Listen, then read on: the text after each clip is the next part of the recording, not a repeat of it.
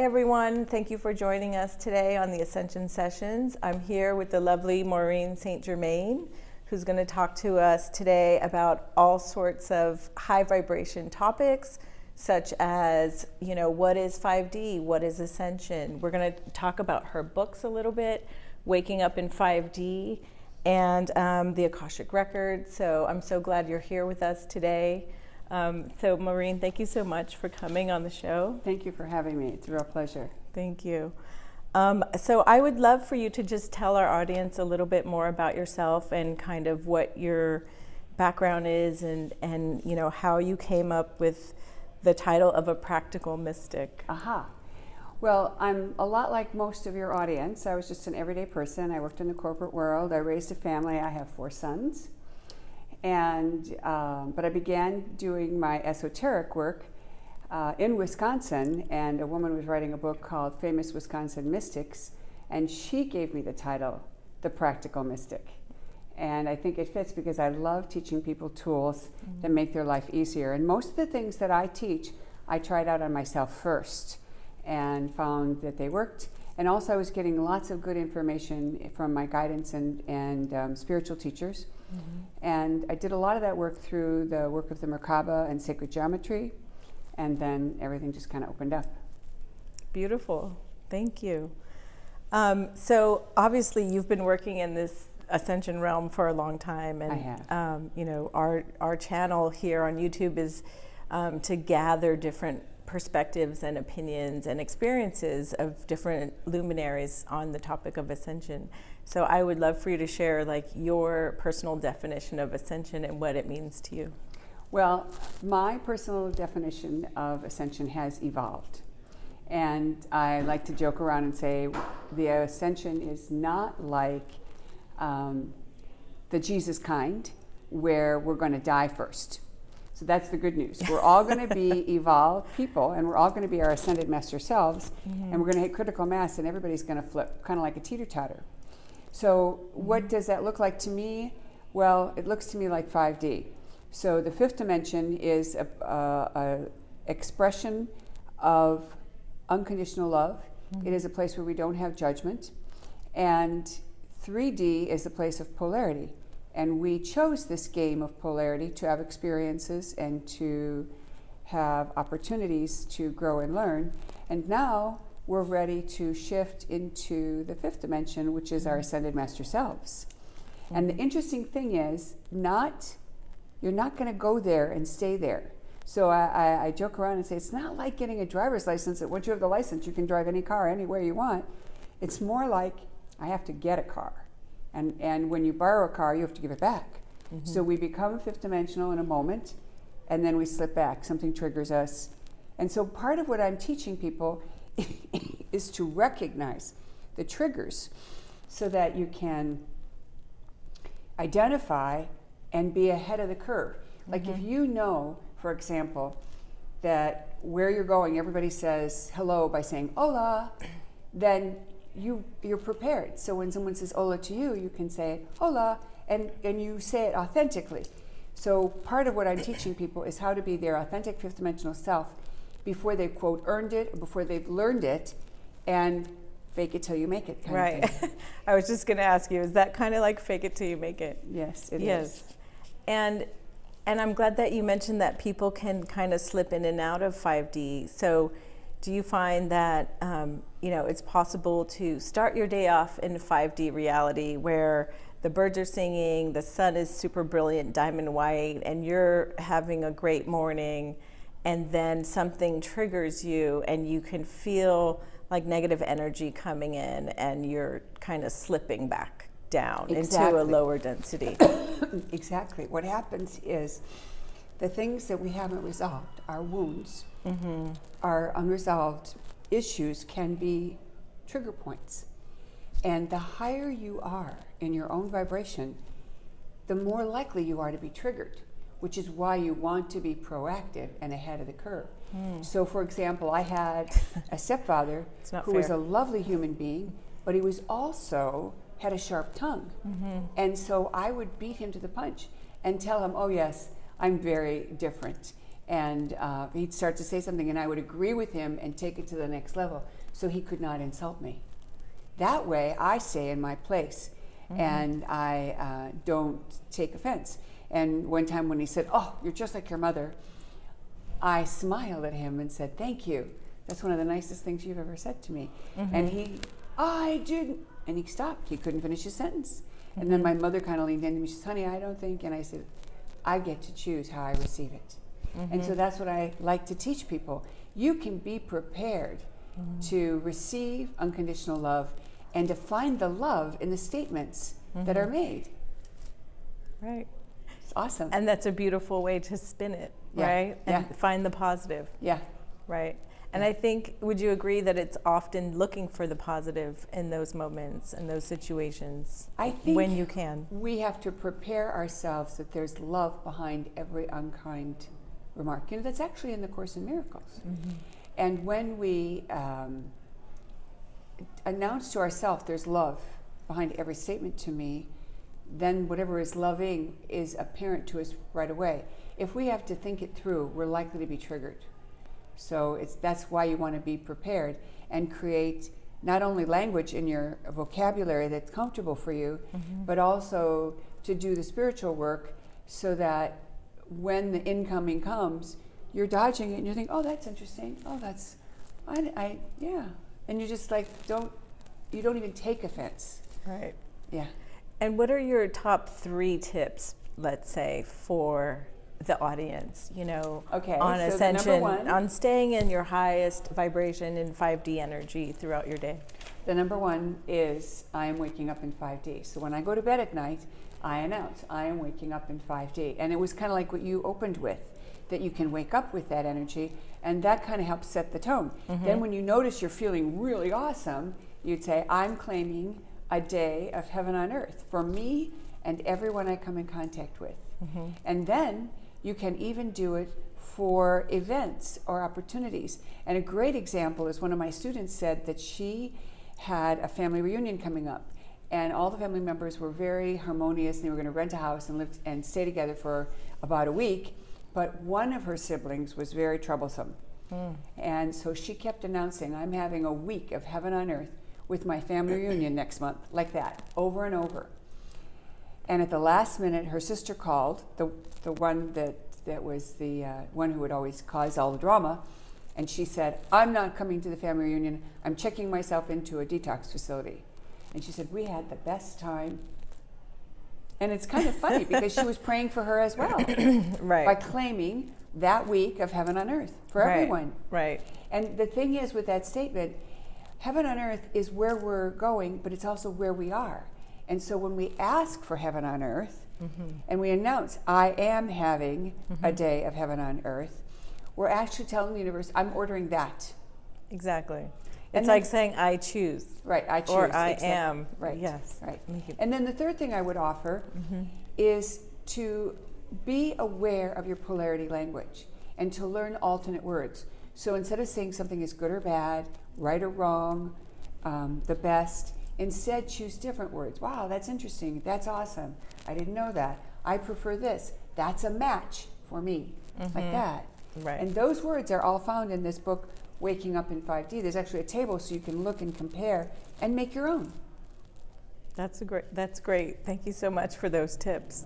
I love that reminder that affirmations are so powerful, Yes, and and just to be the ready. simple Yeah. act of saying, I choose an awesome day, a flowing day where there's no obstacles in my way today, or whatever you need. That's such a great reminder. Thank It you. is.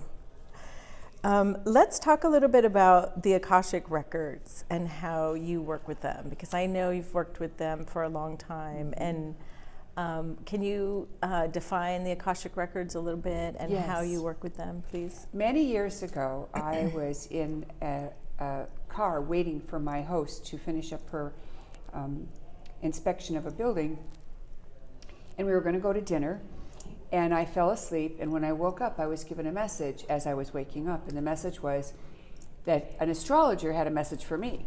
So I called the astrologer, who was in the same town, and I left a message for her. And the next day I called her and I said, well, you're going to update my chart? And she said, oh no, And by the way, I don't do messages for people, so I was pretty shocked to get your call. And I said, well, I understand.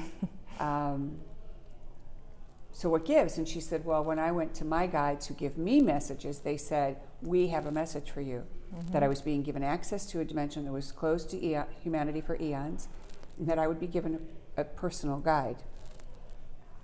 So initially, even I didn't realize that that was the Akashic Records. Oh, wow. Over time, I understand now that it was. And, excuse me. So I learned to connect with the Akashic Records, and one of the things I do is teach people how to do that. Now, what is it? It's the soup or the library of all that is. And it's our past, our present, and our potential futures. Because as you think about what you're going to do, you're funding or seeding the Akashic Records with your thought about. Think about when you're thinking about a future event. Let's say you're in high school and you're going to go to college.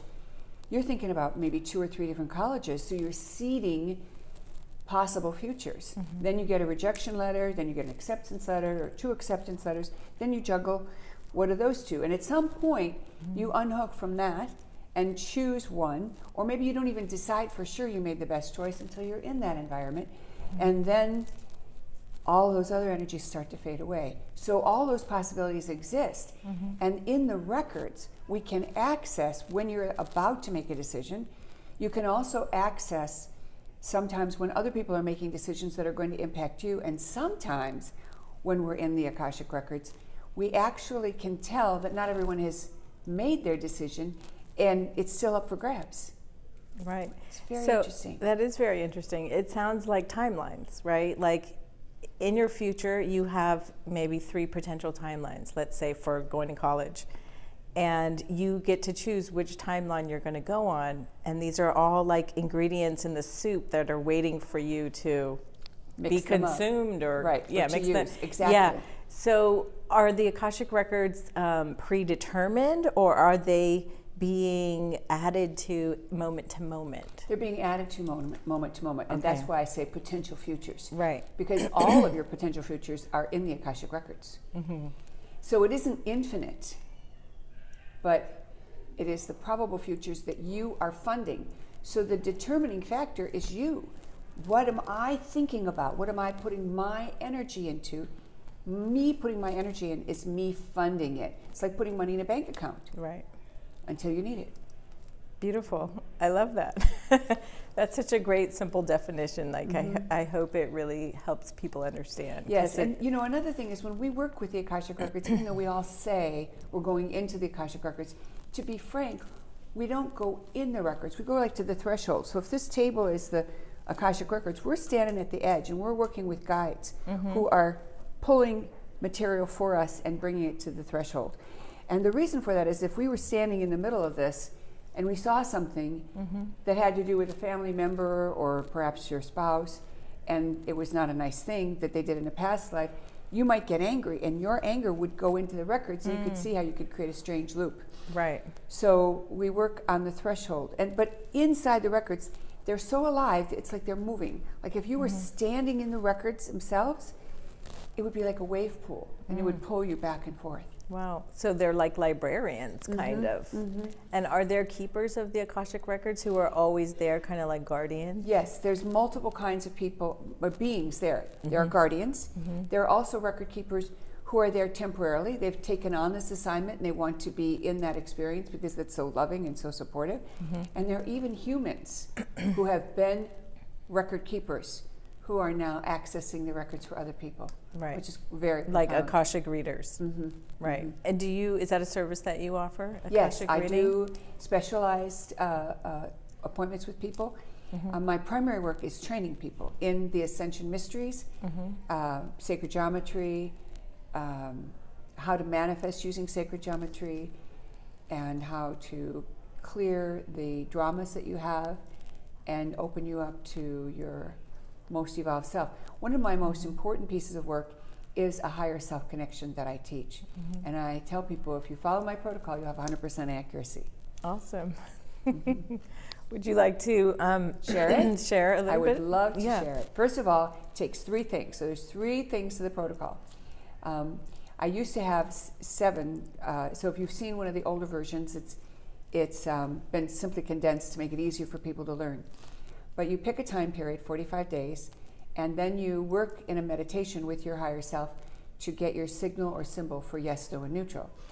And practically everybody can do this in a guided meditation. Sure. And I do have a guided meditation, but you could also guide yourself. Then for 45 days, you ask unimportant questions, insignificant, unimportant questions. Is it daytime? Is it nighttime? Or those kind of questions? No, Like qualifying questions? Because you can check those. Those are Right. precognitive. Right. You want questions like, is it in my highest and best good to have the salad on the salad bar? Okay, like No. unimportant, Unimportant, like small right. decisions. You're not asking about the future. See, when you say, Right. is it, you don't ask things like what shoes to put on, like, do I put my right shoe on or my left shoe on? You could ask, is it my highest and best good to wear my white shoes? No. My black shoes? No. Wear your tennis shoes. Higher self, is it my highest best good to wear the tennis shoes? Yes. So you put those on. The 3 parts are only yes, no questions, and no important questions, and no predictive questions. And you put away all your divination tools, so no muscle testing, no pendulums. not for 6 weeks, just for 6 Right. weeks. Okay. When you're learning a foreign language, you don't try to learn French and German at the same time. Right. So this is the idea that you put all those other tools away.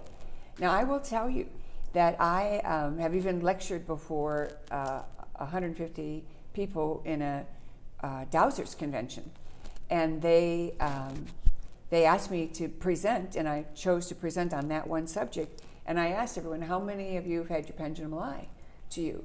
Well, 80% of the hands go up, and I'm thinking, oh my God, I expected 100%, because everybody knows their pendulum lets them down sometimes. So then I didn't know what to say, and my higher self through me said, the rest of you are delusional. And the whole room just cracked up. In denial, I guess is the word they used. Oh, So my goodness. the pendulum can let people down. I could influence your pendulum. Muscle testing the same. These tools are good, especially for figuring out doctors or therapies or treatments or food to eat. But the higher self is your divine connection, and your higher self is a resource for you. So a way to explain the higher self would be to say, you're the CEO of your company, and your finance director is your higher self. Now, your finance director works for you. Your higher self works for you. Even though we call it the higher self and has full consciousness of God, you're the one doing the hard work in this polarity awareness. So you call the finance director and say to her, I want to write a check. I'm meeting with the banker tomorrow, and I want to pay off the balloon note early. And she gives you the information. Yes, you can. Did she give you permission? No. She gave you information, and that's your higher self. So once you ask your higher self for 45 days, and you ask 40 or 50 times a day, what happens is you get the ability to recognize your higher self. It's your higher self. Then when you have an incoming intuitive hit, you can ask, is this my higher self telling me blah, blah, blah? Right. And because you perfected your symbols or signals for yes, no, and neutral, you have a way to validate everything that comes in, which now gives you tremendous ability. Tremendous power to make One good of the decisions. things that I have noticed is that there are many teachers that are teaching information that is useful. And sometimes they're teaching things that aren't 100% true. Now, there's agendas going on, hidden agendas, maybe even they don't know about it from the beings they're getting their information from. But if you have a higher self connection, you can learn from these people and discount the part that's not valid. Right. Your discernment meter is like 100% accurate. That's a great word. Much Yeah. better than the BS meter that one of my students call it. Yeah. I think discernment right now is so important. So the higher self connection is fabulous. And I Right. love your word, the discernment meter. That's great. Thank you. Yeah, I think that's so important because I feel like there are a lot of people waking up and they want guidance and they need mentors. And when you're just starting out, your discernment meter is not great, And this is a And tool so that if can you perfect can that. learn yes, no, and neutral, that's a great way to get a discernment meter. Internal, that's you. That's Right. No your one can own impact source. that. Exactly. So that's a great tool to teach people. I'm so glad you're doing that. Thank you. Yeah, that's awesome. How are we doing on time? Okay. So you have created an essential oils line that I would love to hear more about. And I don't want to mispronounce it, but I think it's Aromandalas? Right, or aromandalas. Or right. Aromandalas, okay. Right, and it's the idea of aroma and the mandala energy. Okay. And the Hathors sponsored this information, but it came through Mary Magdalene, and one of the people that worked for me at the time had gotten a master's in aromatherapy. And she started getting information in the dream time through Mary Magdalene about specific blends that were to go with the work that I was doing and the teaching that I was doing. Oh. And the blends heal emotional wounds. And I was told in a meditation that it works on the fascia. Now, I didn't even know what the word fascia meant when this information came in. I now know it's the webbing directly under the skin. This is where we hold the emotion. So when we're feeling an emotion that blocks us or brings us down, the essential oil blends will help heal that. And there's 24 of them, and they heal things like not belonging, being helpless, fear, to go to courage. And each one of these, not only do they clear the emotional wound, but then they also anchor in the positive side of that, so that you're not just left empty, you're left filled with new energy that supports the next thing you're doing. It's That's wonderful awesome. work. Yeah, that sounds so lovely. I would love to smell them or get some samples or. We'll have some at some our point. event tomorrow. So Okay, great. Because I am also into essential oils, so I know the power of essential oils, and it sounds like they're infused with the healing that needs to help aid, whatever the wound is the person's working with. yes, they're very, very amazing. That's awesome. And so this is your new book, right? Waking Up in 5D. Yes. Can you guys see it? It's beautiful cover. It looks like it's sacred geometry, of course. Yes, this came from an Flower artist by the Blood. name of Andre Balog, and he has done the cover for this book and my next book coming out after this one. Waking Up in 5D is loaded with stories about what's happening to people and the dimensional shifts and how to understand what's happening to you and how to work with it to make it optimal. Okay. So who would be the perfect person to pick up this book? Like they're already having an awakening experience and they want to better understand what's happening to them? Yes, and also everybody who is plugged in, they benefit from this book because it frames it in an everyday way of life. Because being a practical mystic, I'm interested in how does this apply to the world we live in? How does it apply to the reality we live in? And so my interest is how can we use it? I don't want to just give people knowledge for knowledge's sake. I want to make it practical.